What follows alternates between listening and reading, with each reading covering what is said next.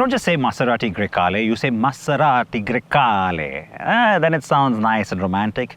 It really gets a smile on your face.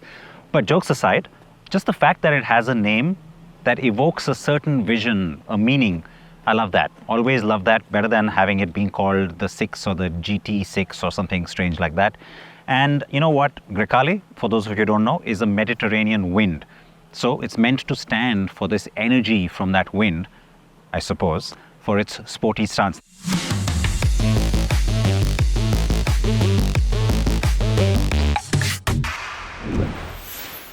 Now, uncharitable opinions emerged when the car's pictures first came out. They said it looks like the Swift. Some said it looks like the Jaguar E-Type.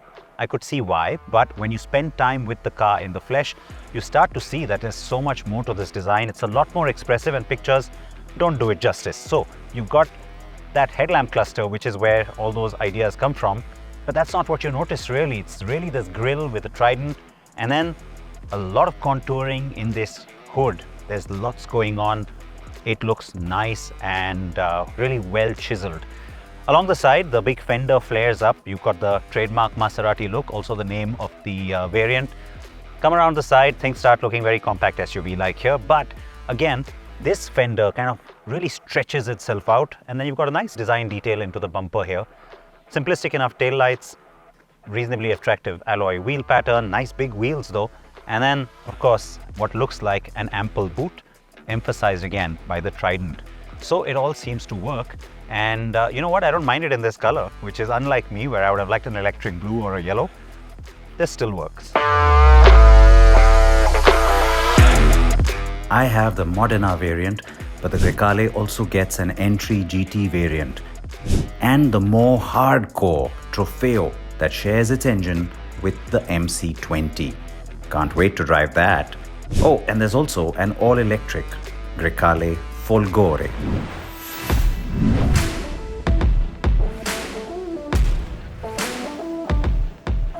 The cabin of the Grecale is quite the story because it's loaded with many design elements. That's the first thing that grabs you.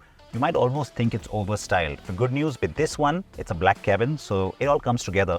You see different textures, materials like this metal that extends through the AC vents. You've got stitching up here, but it's soft touch. It has this padded feel here in this part of the dash, and there's a pattern to it, which kind of looks like the wind. And you've got the same kind of thing going on here with carbon fiber, and then again the padded leatherette. So depends on the trim, depends on how much you customize, but the seats are really comfortable and everything is well within reach. So I think those are some of the things that make up for that, because the quality of the materials also screams good. On a Maserati, it better be good, and it is. Now, the thing is though that because we've gone to this point of being all techie, there's some functions that have gone onto the screen which are a little annoying. Like even for the seats, it's all right if you want to adjust here the clock, okay, but even the lights, I've got to actually go in here to adjust the light setting. There's not just a little button or a knob or a dial. That's a little annoying. There are buttons though for the gear shifter that have taken away the gear stick and put buttons up here between these two screens. You almost don't notice them at the start, and then you got to sometimes press them more than once to actually engage that. Can be a little annoying, takes some getting used to. The screen itself, again, loaded with lots of information, and there's lots of different options connectivity wise. The screen performance is pretty good. It's good resolution as well, and there's lots of functionality and lots of different things you can do with it, including tracking your vehicle's sports performance.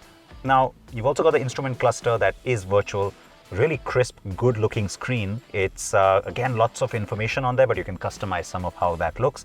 There's also a great head-up display. In fact, I really like that. And then finally, you've got a little hark back to the retro clock up here. It's nice because it's really sharp, but what's interesting is that when you put your phone in to charge, it takes a little minute for it to come on. And when you have that phone charging, well, it actually gives you a little readout over here, which is a nice little touch. Now, besides that, the key fob itself, nothing much to write home about. It's pretty simple, but you don't have to use it. As you can see, I've got the wearable on me right now. It lets you unlock the car, it lets you also start it and drive away. So good amount of balance of tech with, I think, actual functionality. Lots of buttons up here on the steering wheel, including the drive mode dial and also the start-stop button. So as I said, some of it is a bit much, but really, you know what? At the end of the day, the focus is on the performance.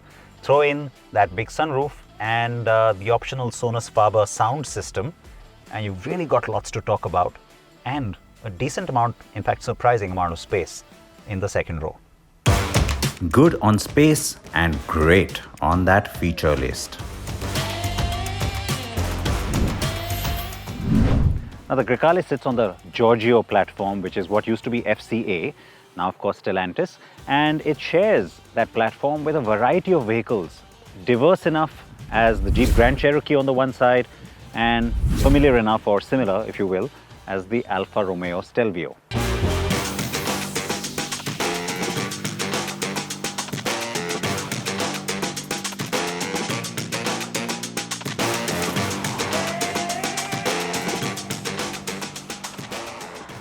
I have to say it really helps that this platform started life as an Alfa Romeo platform.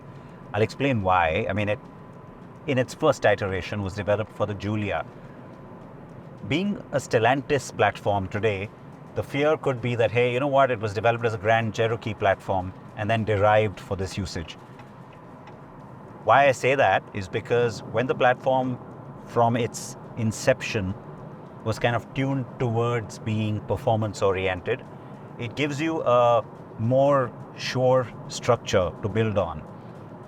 This might sound a little flippant because in the world of engineering today, you can really pretty much evolve and modify and be modular with a whole lot of platforms or aggregates. But that part to me still holds true. And I'm glad that this car builds from there. It actually benefits a model like the Grand Cherokee, which is now based on this platform. Cruising along at a nice steady 122 kilometers per hour, but I am going to now flip down to sport mode, and instantly you hear a little more of a rumble.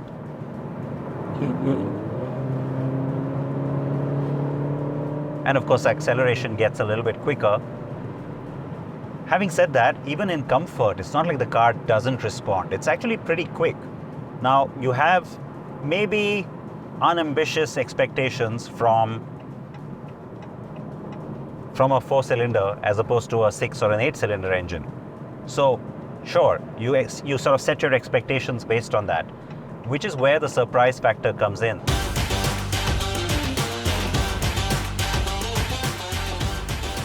The engine is also a gem. It is refined, responsive, and tuned for fun, while maintaining a decent degree of efficiency for longer distance driving. And yeah, it also sounds good when pushed. There are 4 drive modes, and that includes an off-road mode for maximum traction. The car feels taut, it feels ready, it feels nice and responsive, and the compact nature of this kind of a body style as well as segment, it really lends itself to that kind of performance, and the engineering effort is impressive. It comes through as a nice sporty fun car to drive. Could it have sounded better? Sure, but then you know what, we're moving into an era where efficiency and being a little bit more sustainable conscious, all those things matter. So given the fact that it is a downsized engine, I think it does sound quite nice for what it is. The large paddle shifters are a little bit of an exaggeration when it comes to how they look, but the performance of the gearbox is nice and quick. Downshifts quickly, also upshifts really quickly. You don't get a sense of lag at all. And the car reacts nice and quick. There's a good amount of torque. The gearbox does a good job of delivering it to you nice and quick also. The last point I want to make is about ergonomics. The way the car looks from the outside, it's sort of a little bit subtle, and for me it's not so much about the engine and that performance that you would expect from a Maserati. The part where, you know, even the Levante didn't really get it right was driving dynamics based on driving position. This car gets that right. It does share a lot with the Stelvio, and I think, again, that learning and that experience and that carryover are all good things. In India, prices start at 1 crore 31 lakh rupees for the GT. The Modena variant I'm driving costs 22 lakh rupees more. and the lineup tops out at a staggering 2 crore 5 lakh rupees. Given all of this, is the Grecale really for everyone? So I've spent 4 days now with this car, zigzagging across the countryside, B roads, highways, city traffic, really got to know it well, and have done more than 750 kilometers on it. That's the kind of experience that tells you everything you need to know about a car, short of, I suppose, buying it and living with it for years. It's the comfort of daily driving, the fact that it's a Maserati that's not sort of intimidating in any way. That's the thing that will appeal to people. I say this at a time when pretty much every brand makes SUVs, and of course they're all comfortable and easy to drive and use. But the brand has always had this thing about high-performance sports cars. People have maybe a little bit of an inhibition when it comes to approaching the brand. And that's exactly what they're trying to overcome with this one. The Levante didn't quite do it. I think the Grecale will.